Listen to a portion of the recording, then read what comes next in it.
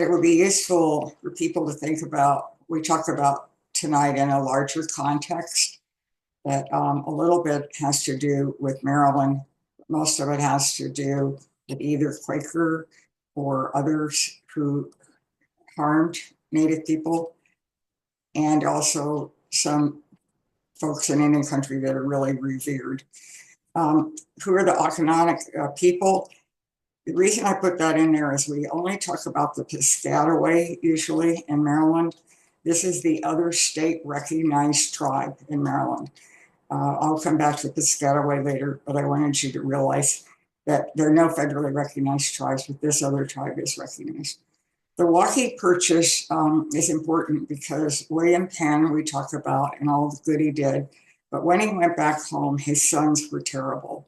By then, they had left the Religious Society of Friends, but it doesn't matter. Walking Purchase is a way that one of the sons grabbed more land by tricking the Lenape tribe. The Allotment or Dawes Act 1830 is the act that took away so much land from Native people and from tribes. We often talk and are excited about the Oklahoma land rush. Well, that was a lot of the land that was actually being taken.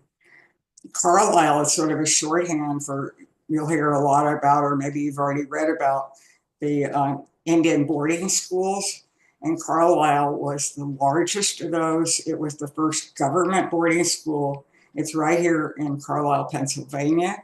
You can go visit it. Our committee, Baltimore Committee on Indian Affairs, went and visited. National Congress of American Indians is a lot like our Congress. It doesn't include all Indian tribes because there are 574, but it has most of the Native nations except for the Navajo, who are big enough to sort of be able to lobby and work on their own. Deb Haaland, you probably all have heard her name. She was the first Native person who was ever in the cabinet. So she was appointed by President Biden to be head of Interior, and she's now going to run for governor of New Mexico. Leonard Peltier was in prison and just got out for 50 years. He was accused of aiding and abetting the murder of 2 FBI agents. There's lots of discussion about whether his trial was fair. He became kind of considered a political prisoner, and people all around the world, like Mother Teresa, Nelson Mandela, were trying to get him out of prison. And finally, it was one of the very last acts that President Biden did is he allowed him to go home to confinement. You know, he can't go around, but at least he's out. And last night, I was able to go to a celebration that the Piscataway Nation put on. To all these people had worked, well, not all of them, a lot of them had worked for 50 years to get him out of jail, out of federal penitentiary. And I've tried to think what that's like, and I guess the best comparison is Nelson Mandela, but he was only in prison for 27 years, not like 49. Okay, next slide, please.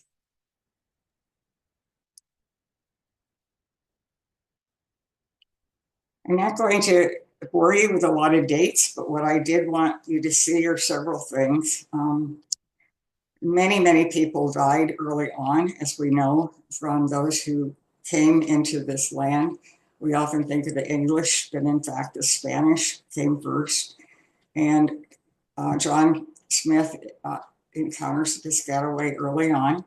Settlers come to Maryland. Our Quaker missionary comes to Virginia, Maryland, but then leaves. But by 1866, Lord Baltimore is already doing some treaties with the Piscataway. There are many tribes at that time, very small groups in Maryland, but I'm focusing particularly on the Piscataway. George Fox comes, and maybe you remember this or not, but the founder, of our religion met with what he called Indian chieftains. Sometimes I think he referred to them as emperors, but he was very curious to meet these people that he'd heard about. And I guess it was a very cordial meeting. We don't know which of the tribes that he met. Maybe one of you knows, but I don't know which of the tribes that he met with. Just as an aside, William Penn comes in 1682. And the tribe that he met with met on the shores and had actually contacted before is the Lenni Lenape tribe.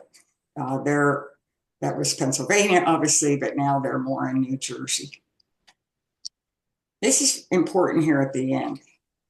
We think of maybe the land is all occupied by Native people, but in fact, the Piscataway had all moved away from Maryland before our meeting, ever started. They'd been dispossessed of their land, but mostly their autonomy. So you'll hear that Native people always are talking about sovereignty. So they are separate nations, but they also have often been under people's control. So when the United States government, wants to do something to them, they're always saying we're sovereign nations. Next slide, please. All right, now we're going to focus on the Piscataway. I know this is a little harder to see, but the statistics that I have come up with are there were 8,400 Native people and Piscataway people, in this area before the arrival of the Europeans. Then almost all of them are gone, but it has to do with disease. It happens fairly quickly, but we think of them usually being killed. People were killed, people were enslaved, but it's startling how many had died before. So after these diseases, there were about 320 Piscataway individuals left in Maryland, but they were sort of dispersed around and then eventually, as you know, had left. 25 returned to Maryland before the War of 1812. I should say I have it at the top, but this is from Gabrielle Tyak's Spirit of the River book and paper. Then something has happened with my machine. I don't know if the rest of you. Yes, I think someone has accidentally taken over the screen share, so I'm going to take it back. There we go.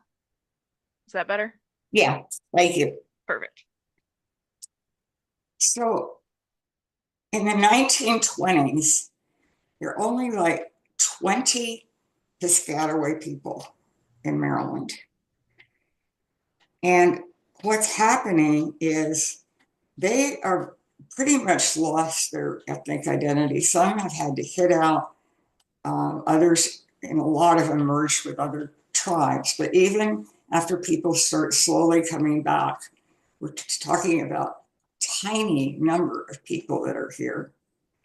Then the tribe kind of reconstitutes itself. This has happened up and down the East Coast. It's very different than the West. The people on the East Coast were more dispersed, met colonists first. And I don't think people realize this, but they actually, in the 70s, started trying to find tribal people, pull them together. Many of them in Maryland registered as 501c3 organizations. They all are not called, tribe or nation, but this is true up and down a lot of the East Coast, not so much in up, in Massachusetts and Maine and New York, where there are bigger tribes. So the exciting part is that a person named Turkey Tyak and another person started going practically house to house to find people that were Native, not just Piscataway, obviously there were too few, but people that had a tribal background, people that were considered Native, but they maybe had not done any ceremonies or not done anything for years. Pull them together, got attention nationally, and ended up after they reconstituted themselves of having many people. They didn't try at the beginning to say, well, let's just have Piscataway. They brought in all the tribal people that they could, and they weren't even trying to say, are you registered? Do you have certain blood quantum? It just wasn't like that at that time. So oddly, I don't really know how many Piscataway people there are today. I actually haven't seen that figure. I haven't seen the tribes release that figure. There are 3 different branches of the Piscataway. Don't hold me to this, but my rough guess would be 150 in Maryland. I've never seen a picture of one of the gatherings of Piscataway people that had more than 20 people in the picture. But you know how that is. Not everybody comes to events. There are a lot of people, that just stay home. So that doesn't, tell us all that much. This is important. There are 2 tribes of the Piscataway that were state recognized in 2012. And there have been a lot of quarreling, and they came together enough to be able to fight for this state recognition. Some people from our BYM committee were there. It was a wonderful day. The Piscataway Kanoi is sometimes considered like a confederation, and there's a Cedarville band, and there's a Chapaco band. It's lots of times people say, let's give all our money to somebody local, let's do reparations locally. It has been a real problem because of the disputes. There are certain families that go back to the very beginning of the reconstitution of the tribe, and there's different turnover of leadership. So it's been hard for our BYM committee to engage one group, then another group will be upset. But this happens. Quakers had splits too, as you well know. The location now of the Piscataway are mostly in Charles, Calvert, St. Mary's, and Prince George's County. Their ancestral home, though, is called Wyoming. It's in Akatik, and that's right across from Mount Vernon. And one of the reasons that Piscataway Park was formed and kept was because they'd have a good view from Mount Vernon. There's a long story about this, but Turkey Tyack, the one that had brought everybody together, had given a lot of the land and been promised that he could be buried in his ancestral home. He had an oral promise. It wasn't kept. They finally succeeded in this, and when they did, there was a huge celebration of people from around the country that came because he had brought together so many tribal people. All right, next slide, please. So let's talk specifically, about harms. You'll see the headline. It's probably heading, might not be what you expect. But when we start talking about the ways that Quakers and others have harmed people, it's almost like we would have had to stay in England, because once you came and we wanted a place to settle for religious freedom, then you're pushing somebody else out. And in this case, the indigenous people. So I had never thought about it. And as I said, most people died from diseases much earlier. But I was shocked to find out that there was smallpox on William Penn's ship when he came, the Welcome. And so, and John Woolman had fought the idea of vaccines and vaccination, and then smallpox, and then he died of smallpox. So some things don't change a lot. The most prevalent harm in the United States, beside obviously all the killing and the pushing people into smaller and smaller areas, is, and this comes up all the time, it's not just treaties, but the government does not keep its word. So I find this just an incredibly sad quote. I don't have any quotes from the early people in Maryland that were pushed out, so I just let this stand for it. I thought Washington would make it all right. I'm an old man now. I've been waiting many years for Washington to give us our rights. The government sent agents and soldiers out there to us, and both have driven us from our lands. We do not want to fight. The white man has taken away everything And here's the key sentence to me. I want to tell you this because I believe if you know it, you will correct the evil. I just feel that about so many issues that we care about and people that are lost and we don't focus on. If you know this, you will correct the evil. I think the Great Spirit is looking at all that is said here. Okay, next slide, please.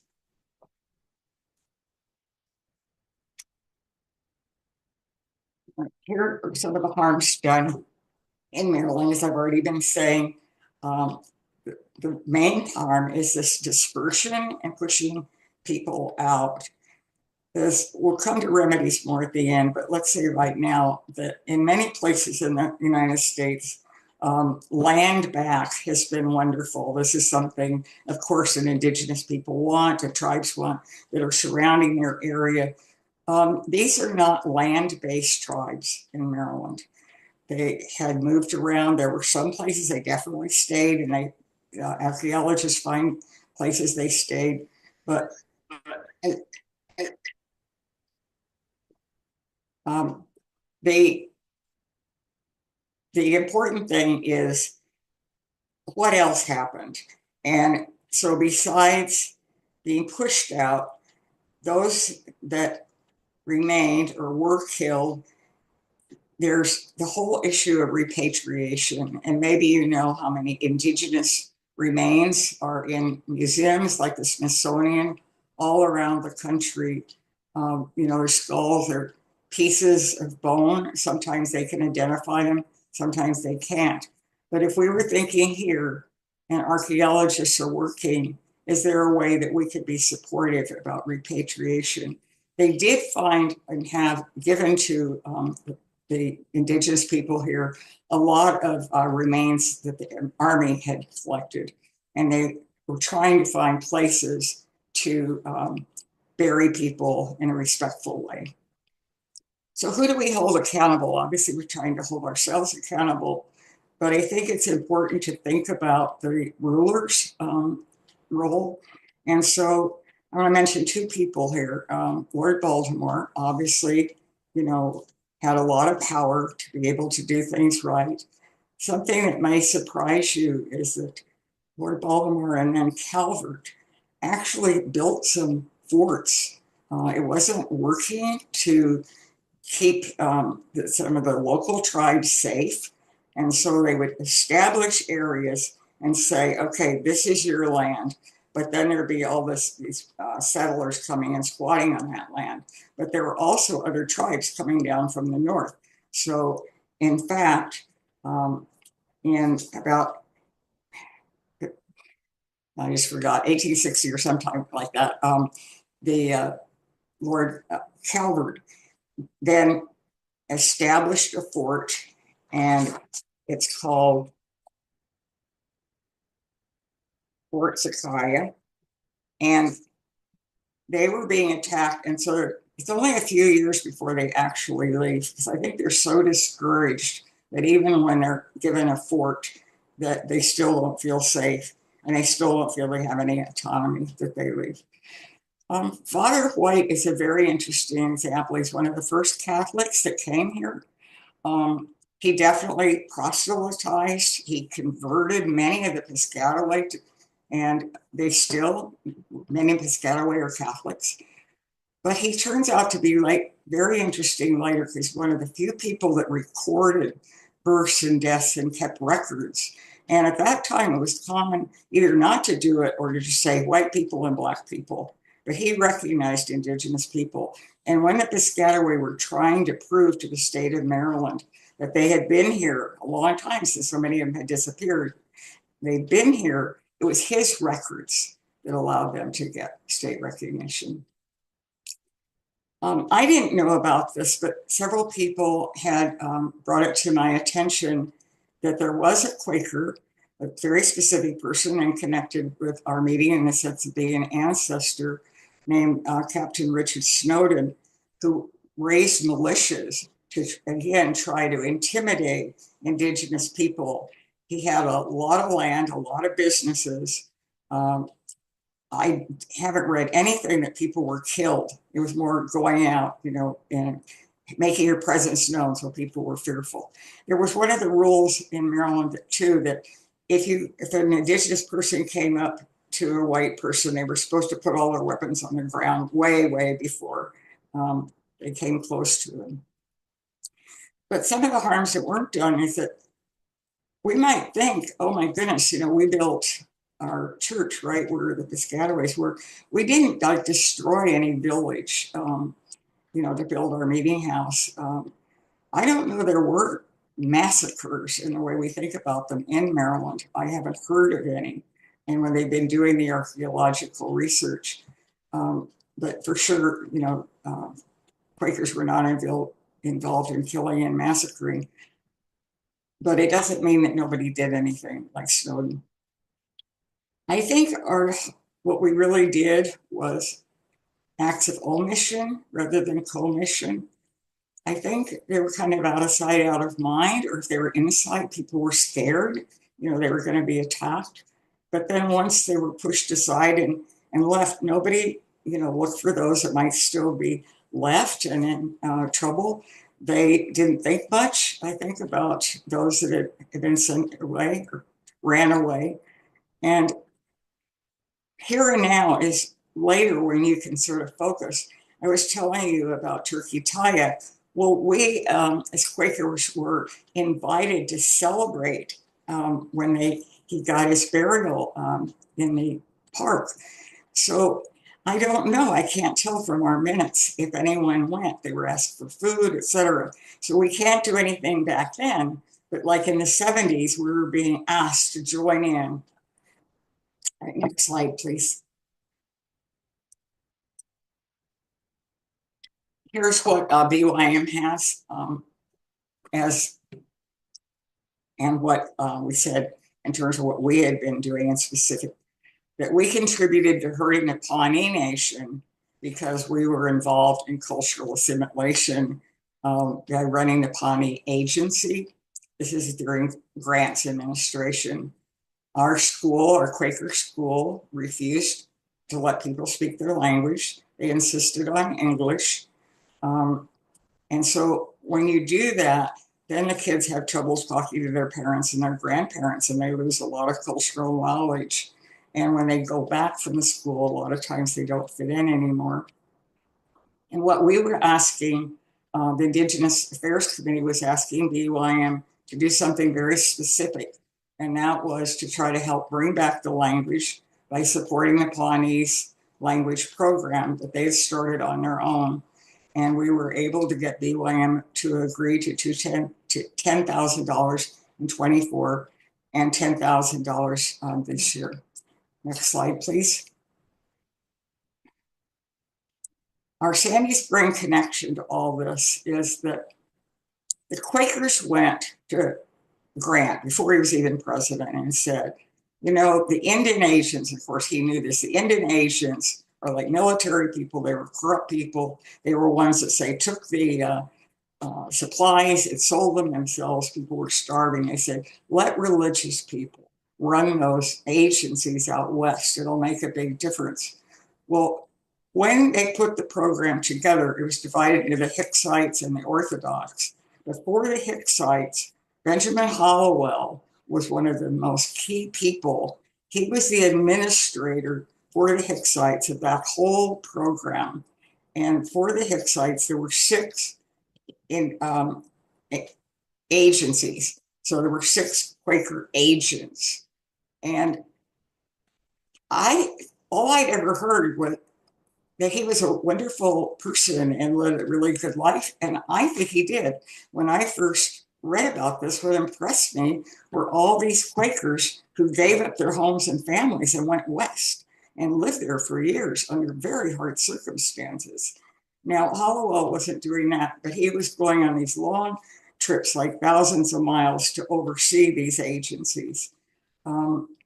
He went to Westtown, so he was definitely a longtime Quaker. And I was interested to hear that he was married here and buried in our cemetery. But when you hear people talk about, oh my gosh, Quakers ran Indian boarding schools and we did these terrible things, it's Benjamin Hollowell they're really talking about. is one of the leaders of that. Next slide, please. This is Sue Marcus and me with the Pawnee people. We went out there in November. The guy with the baseball cap is the one that teaches the Pawnee language now. The man with the glasses looking pretty sober is one of the Pawnee officers. The one holding up the checks and the apology is the person, Herb, that was our host. I hope all of you will read the article that's in Friends Journal about Quakers with the Alaskan people. It's very solemn about what they've done up there. They spent years. There's been many meetings. They've given them like $92,000 to build a healing center. We had a very different experience. I think this is important to realize. Each tribe is different. The people you're dealing with are different. Herb, our host, is a very laid back guy and very friendly, and asked us to come to like a Veterans Day celebration and to come to the language and culture class. You can see the smiles. He's holding it up. The class is applauding that they're getting the money, for the language class. We have felt so terrible about all of this, taking away all these tribes' languages, that I was just actually amazed about how it went.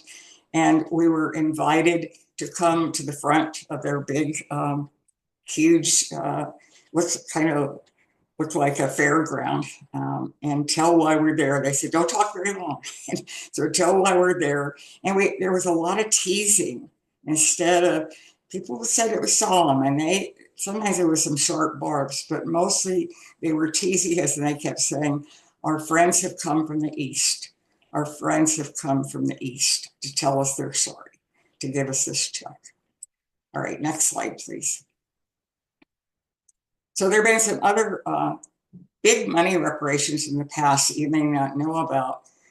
Before the BYM committee was even started, there was money put aside for tribes in Virginia where they would like to have paid for their land. To me, this is really impressive. 84 people in that one meeting raised what would be $120,000 today. They spent, 2 decades deciding to do this. People from Pennsylvania, Philadelphia, the early meeting came down and were pressing them. But they couldn't find, and it taken so much time, they couldn't find even any descendants. So the fund was written so it could be used for the benefit of other people. And the BYM Indian Committee has used that. It finally is out of money as of last year. I already mentioned about the people going to Canada, to Alaska, and put together 93. Another thing you may have heard of is the idea of paying the rent. In Oregon, Washington, places in California, people would say, we really should be doing something, for these tribes. So making a commitment on an annual basis, a monthly basis, there's a lot of different matters. But again, in Maryland, it would be harder to think who you pay the rent to. Land back, as I mentioned earlier, has been one of the wonderful things that has happened in terms of reparations. The tribes in Virginia have gotten a lot of land back. It's been wonderful. I'm just going to mention this because I think it needs lots of discussion in the future. But if we're trying to think about what our meeting could do in terms of reparations, I think we always think about the past, but people want to be protected in the present. If you can imagine with this new administration, all the ways in which they're losing funds. And for example, Navajos have been caught up in the immigration raids. You see somebody brown and they're being detained. So one of the things I thought about is our meeting and BYM have been putting a lot of money towards raising consciousness, our consciousness. And if you put that money together, you could actually hire somebody who tracked all the bills in Congress or in the states, that found out what other organizations are doing this, building coalitions, If you're really going to lobby, you have to be registered, but you could do that from FCNL. So if we can't do something like pay the rent or land back, or we don't have a lot of money, we still can use the money we have in different ways. Next slide, please. This is the main message. I've worked in this field for like 20 years now. This is the main message. We're still here. We're still here. We're still here. So the message isn't keep apologizing for the past. The message is get to know us now. Find out what our concerns are now. Okay, next slide, please. This is BYM's land acknowledgement. I think you've heard that. It started in Canada where people say, okay, who's lived on these lands before us, etc. BYM honors the Indigenous people and cultures of the many past and present Native nations in our geographic area. We honor these people and cultures by actions more than by words. And I could even say the money. As a yearly meeting and as individual, we have a spirit-led duty to act on our acknowledgement of these lands, original people, by our deeds. Next slide, please. So I want to give you two examples of the way people on the Baltimore Yearly Meeting Indian Affairs Committee gave time. They're not either one, people had any money, but they were asked to do something for Native people, and they did it. Bill Miles was from Stony Run meeting, got involved when a small group of prisoners asked for help to get to have sweat lodges in prison. The federal law was that this was allowed. This is your religious right. But the authorities would say, oh, but we don't know what's going to go on under, those wrappings. And there are hot coals in there. And so the Maryland authorities were forbidding sweat lodges. And he organized not just Quakers, but people to try to get them to bring this to the legislators' attention and to have it really specified that you'll get to the correctional people so they will change. He got the Maryland Commission on Indian Affairs involved. He also was asked to help when they found I was helping in Maryland with the Virginia Penitentiary, where they already had sweat lodges, but they kind of fallen on hard times and they needed to rebuild them. And there's a very special way you have to do that for it to really be sacred. And so he worked with a spiritual leader. He got the materials. They built things in Petersburg. People had not been visited by any kind of spiritual advisor. If you're a Native American spiritual devotee, you have to be a person who practices the religion. It doesn't matter that you're Native. If you're practicing the religion, they would have liked to have people come. And so he tried to help find advisors for them. So Stony Run and a number of Quakers, in Maryland helped. But Bill Miles put 10 years into this. And part of it was after it all had happened, this was the Eastern Correctional Facility. But after it happened, then it started all over again, that the people, a new group was now fighting again, and he went back and worked on it again. Okay. Pat Kutzner, I know some of you know. BYM worked with her to support her to be able to do what she wanted, which was to work with a Navajo chapter. She lived in Cuba, New Mexico, and worked the Torreon Star Lake chapter. She went there after she retired, and she lived there until she died. And they had wanted somebody to help them write grants, and that's the reason that she went. But she did a little bit of everything from helping get ball fields started to doing things about erosion. A lot of what she did was try to train people in the office who didn't know, how to use computers, et cetera. So a lot of it was little, but after she died, one of the Torian people said to me, well, she was one of a kind. She taught me a lot. So that's one of the things you're always wondering, is this really appreciated? Is this really what people want? So one of the things though is showing up. That's something they really value, that when a tribe, Virginia, Maryland, put on an event, gave a lecture, they're really happy if people show up and they start recognizing your face and that you've been there before. Okay, next slide, please. Okay, this is Pat Custer on the floor working with Navajo women. Some of you know Ruth Flower. She's at the back with her back turned to us. Bill Miles is on the far right with the people inside the correctional facility with those involved with the sweat lodge. And the big picture is of the covering the middle part of the sweat lodge. And that's again the Eastern Correctional Facility. Another slide, please.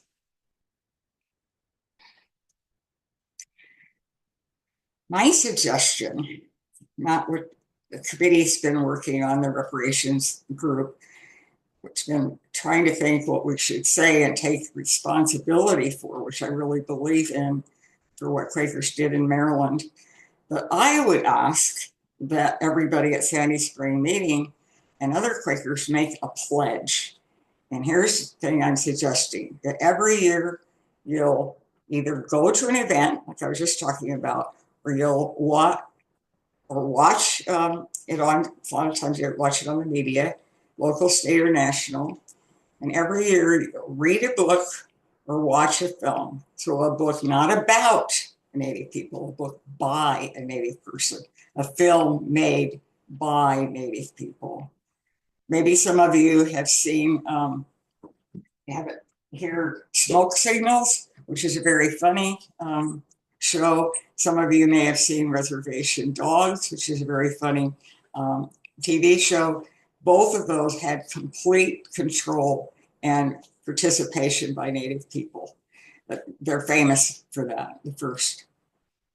The next thing is like every other year, maybe every 2 years, I will take children or friends to a powwow. And as it says, March 1st, you could go to one at the University of Maryland. Baltimore American Indian Center always has a powwow, but there are probably 5 during the years in Maryland alone, plus a lot in Virginia.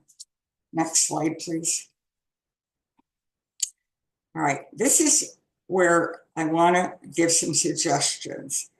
Obviously,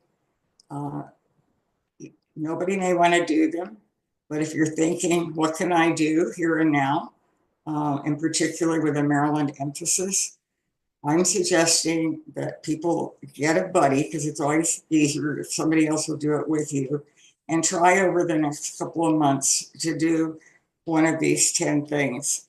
I think we have time, so I'm going to go through them. I'm going to say up front that when somebody decides to do this, they'll probably think, I don't know how, I don't know those people. If you choose to do one of these actions, you can contact me and I'll give you the background. But on the other hand, you should try to do much as you can on your own, because that's part of the idea.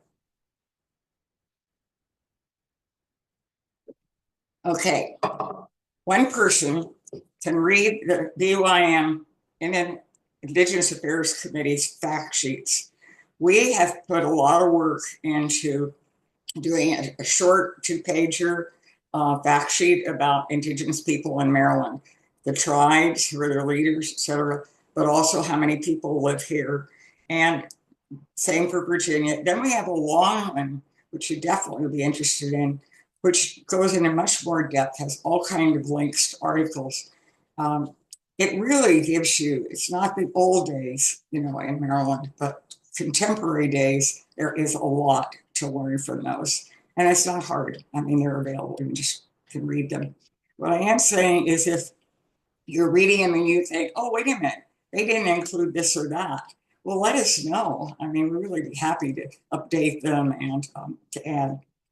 Second person could learn the names of all the Maryland and Virginia tribes.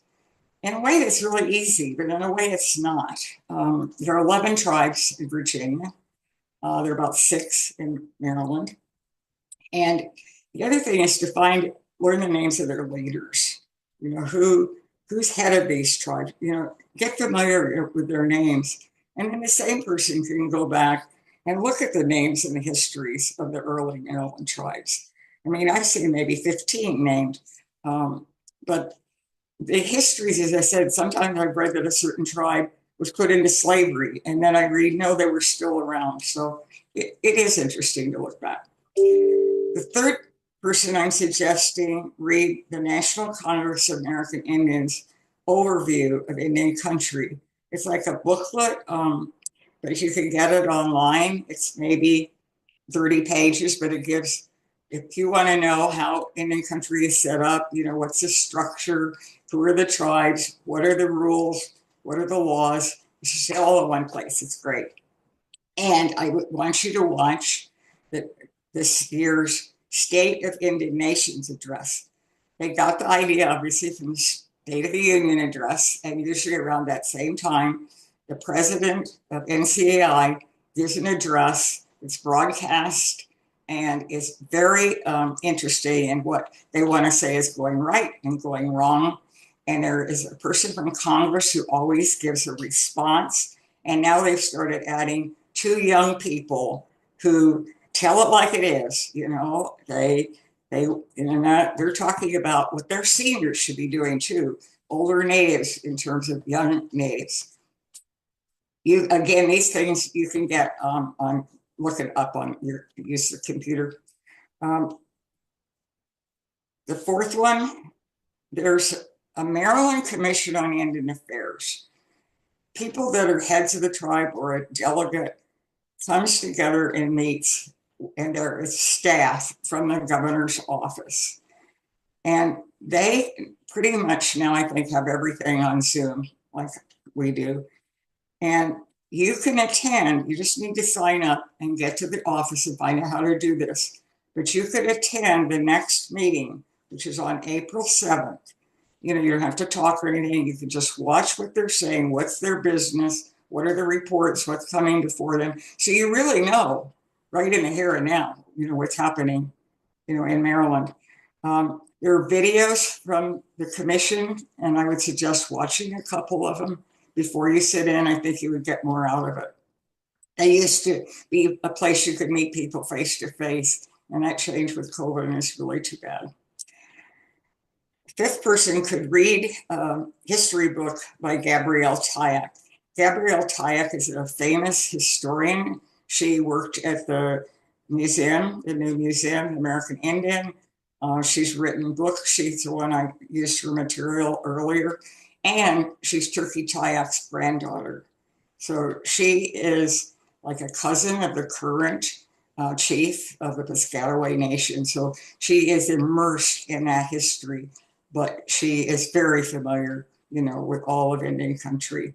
Notice that I use things like Indian country and Indian.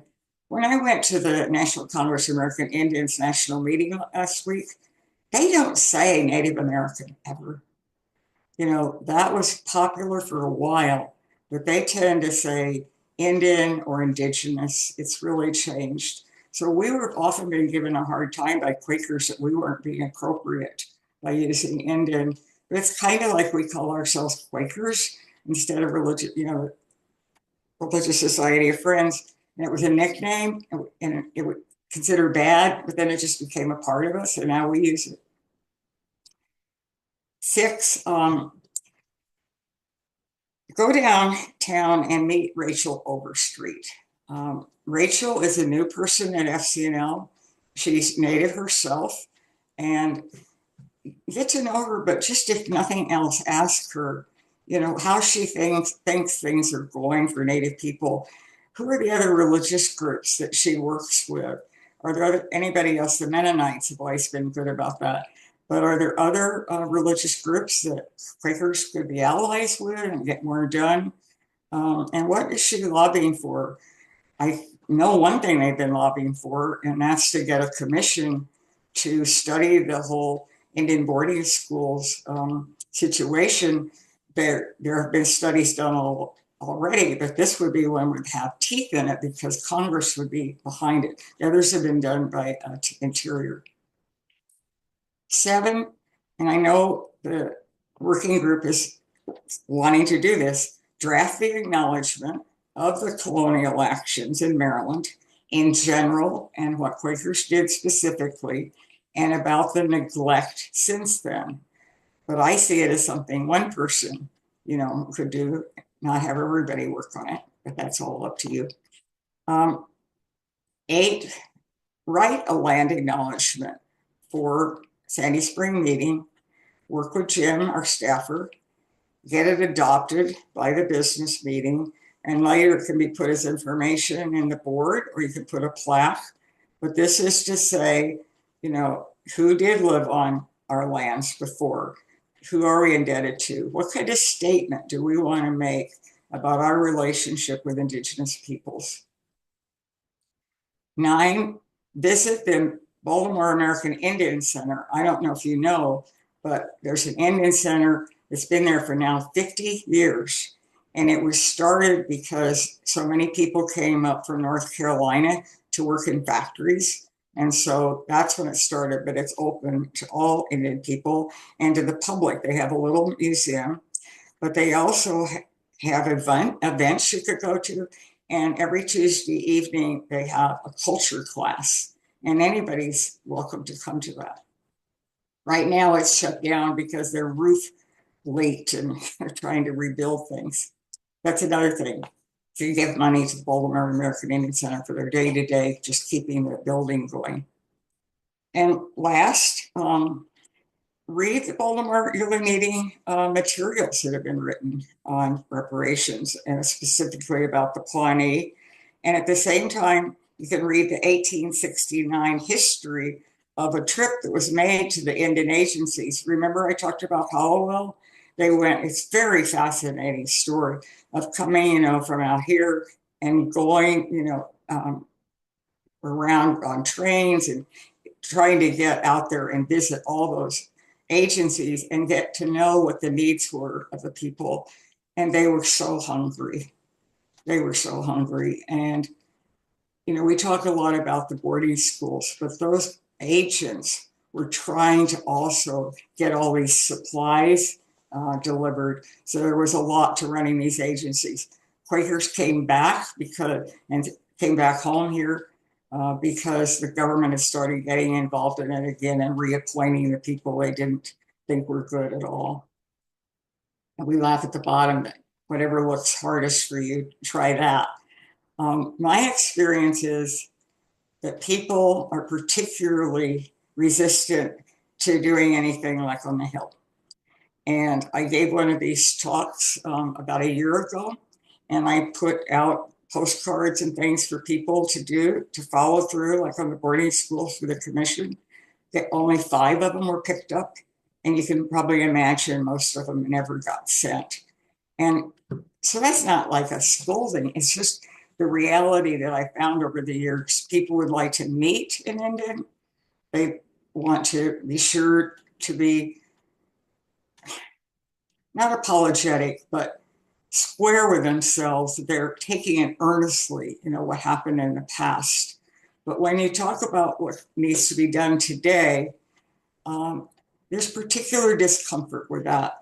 And that's why I wanted my introduction to be, and I'm going to read it again, that SCNL was given an award by the National Congress of American Indians, a national award for extraordinary service for being the public sector ally in the public sector, in appreciation for your tireless support of the Native American community and your work to bring Native issues to the attention of the general public and Congress. So that says, yes, that when we've done that kind of work, it's been very appreciated. Things that we've done around here in the groups we met are really glad to get to know us. They're happy. They want to be our friends. I saw people last night and I get lots of hugs. But in terms of what we can really do, I think people should take seriously what is being asked for in Congress. And this is so important right now because they're losing all kinds of funding.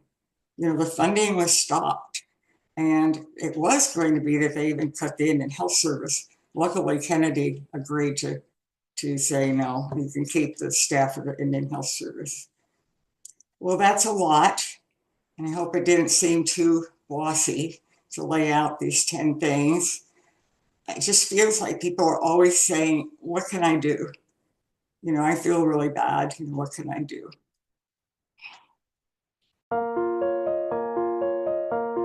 Thanks for watching our video. For more content from Sandy Spring Friends Meeting, click to subscribe.